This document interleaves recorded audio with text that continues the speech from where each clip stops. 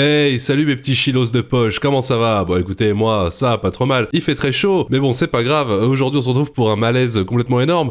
C'est Laurie qui abandonne sa fille. Pourquoi? C'est comme ça, c'est la vie, on abandonne ses enfants, et puis c'est le cycle de la vie. Allez, on perd pas plus de temps, c'est parti pour le malaise en branche.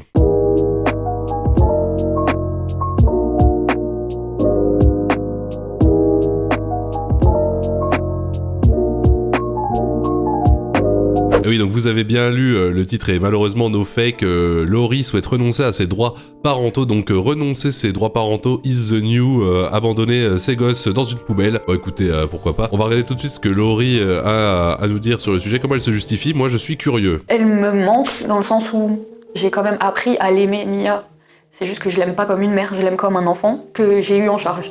Oui, tu l'aimes comme un sandwich au poulet qu'on mangerait à midi et qu'on est content de manger, mais au final, tu n'as pas l'amour maternel. Moi non plus, je n'ai pas l'amour maternel pour le sandwich au poulet du midi. Sur ça, je te comprends. Là, je commence tout doucement à comprendre que je n'aurais plus aucun droit du coup sur elle et que je pourrais plus demander de ses nouvelles. Il manquerait je plus que pourrais ça. plus essayer de la contacter ou quoi que ce soit. Je pourrais plus rien faire. Laurie tombe enceinte à 19 ans. Aïe, aïe, aïe, l'erreur fatidique. Bon, déjà, à partir de là, on commence bien. Je ne veux pas juger, mais je ne juge pas. En tout cas, c'est toujours dans le respect. Avec Mia, au départ, les premiers mois, ça se passait plutôt bien. J'arrivais du coup à lui donner à manger. Ça, je le faisais parce que c'était normal. Oui, enfin bon, c'est le strict minimum de donner à manger à quelqu'un. Faut pas se féliciter pour donner à manger à son enfant. Je prenais des photos de tout, absolument tout ce que Mia faisait.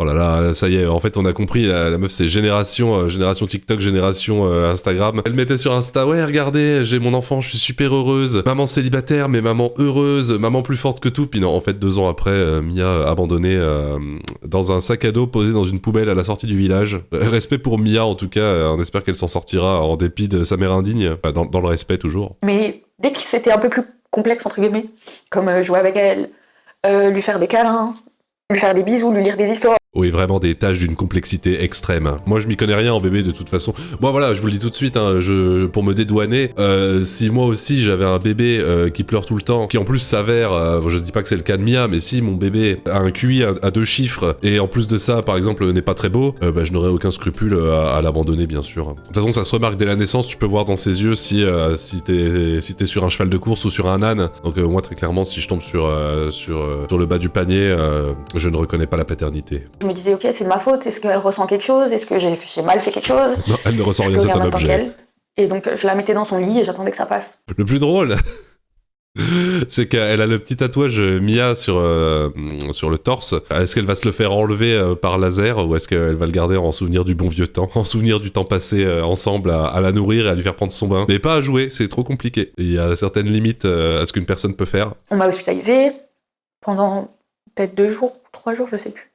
Je suis rentrée à la maison. Donc... Voilà, pendant que Mia était à la maison en train de se cuisiner elle-même sa petite omelette, parce que finalement elle a appris à se débrouiller toute seule. En l'absence de sa mère, voilà, Mia a appris à cuisiner, à repasser le linge, et elle a même trouvé un emploi. Et mon premier réflexe, ça a été de prendre mon téléphone. Et de faire un TikTok. Non, c'est pas ça qu'elle va nous dire. L'assistante sociale qui me suivait depuis le début de ma grossesse, là j'ai dit, je peux plus, j'ai besoin d'aide, j'ai besoin que vous preniez Mia. Et je pense que c'était la première fois de ma vie où vraiment je me suis rendu compte que là on me prenait vraiment au sérieux et qu'on allait m'aider. C'est toujours dans le respect, mais je veux dire, si ton assistante sociale a plus de 2 chiffres de QI, je pense qu'elle s'est rendue compte que t'étais pas une personne très très, très stable et que t'allais probablement être une mère assez moyenne, toujours dans le respect bien sûr. Je rigole, mais avant tout, force à toi. Je te dis, moi je suis de ton côté, hein. Abandonnons les enfants s'ils n'en valent pas la peine. Il y a eu une personne de l'aide sociale à l'enfance qui est venue et je voyais Mia qui me regardait, qui comprenait pas en fait. Oui. Bah oui. Elle n'allait pas te dire du haut de ses 2 ans, ah, c'est l'assistante sociale à l'enfance qui vient m'enlever de chez toi. Ah, superbe. Enfin bon, bref. En tout cas, elle n'a pas les yeux de sa mère. Elle a plutôt bien réagi. Elle a dit oui, enfin, libérez-moi de ce fardeau. Donnez-moi des vrais parents, bordel. Elle a pas pleuré et... Elle a même sabré le champagne, dit la légende. Je ne sais pas. C'est la légende qui dit ça, c'est pas moi. Les chutes du Niagara, j'ai fait que pleurer. Parce que j'avais l'impression de l'abandonner en fait. L'impression, bon, ouf.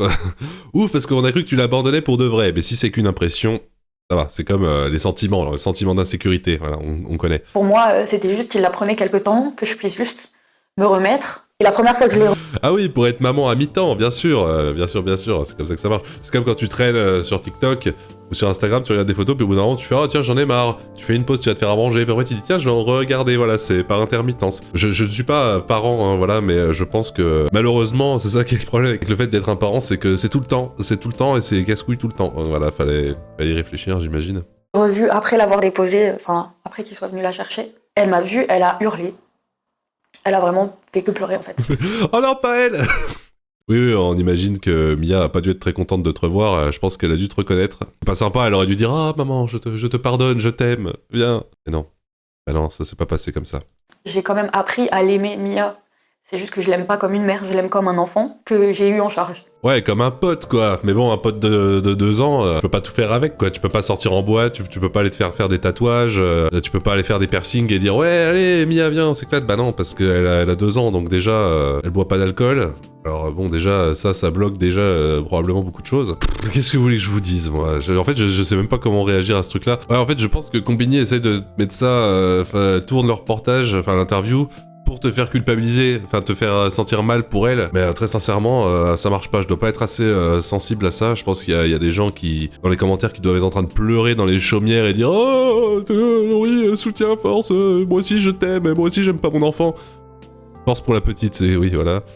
Irresponsable qui dévie de la norme au nom du progrès. Oula, on dit pas des choses comme ça, hein, même si bizarrement c'est un peu ce que j'étais en train de dire. Bref, continuons. J'ai pas envie que Mia se demande plus tard qu'est-ce qu'elle a pu faire. Arrêtez de montrer ce tatouage, bordel, c'est comme remuer le couteau dans la plaie. Combini, vous êtes vraiment pire que moi, parce que moi j'en rigole, mais parce que bon, je m'en bats les steaks, mais vous êtes censé, voilà, vous êtes censé prôner une espèce de parole, et en plus vous enfoncez cette pauvre Laurie qui, en regardant votre interview, va probablement très mal le prendre. Et je vais lui laisser une bonne lettre où je vais tout lui expliquer, lui dire que c'est pas de sa faute. Ouf. Ah, ouf. Bon, voilà, bon bah si Laurie fait une belle lettre, une lettre pour s'excuser, dire bon écoute Mia, t'es abandonné, tu n'étais qu'un jeune bébé qui a été conçu, ma foi probablement, dans les toilettes d'une boîte de nuit, mais bon voilà, je m'excuse et à ciao, bon dimanche. Je pense que là Mia va dire bon, c'était une bonne mère quand même. C'est incroyable d'entendre des choses pareilles, mais voilà, toujours dans le respect, je respecte. Mais vaut mieux ça que d'avoir un enfant détruit en fait. Merci. Merci en tout cas de nous avoir expliqué comment tu as détruit la vie d'un enfant, mais qu'au final c'est pas très grave, on fait une petite lettre, puis voilà, tout va bien. Je sais pas ce que vous en pensez, vous les chiz. Moi je suis un peu tiraillé entre la tristesse, l'anxiété et le respect, et je pense que je vais d'abord choisir le respect. Dites-moi ce que vous en pensez les chiz, c'est la fin de cette vidéo. N'hésitez pas à vous abonner, sinon votre mère va vous abandonner dans une poubelle à la sortie du village, et ça c'est pas des conneries, ça se fait très bien, ça s'appelle renoncer à ses droits parentaux, et c'est légal. C'était le Chineur de Malaise, merci, et puis au revoir.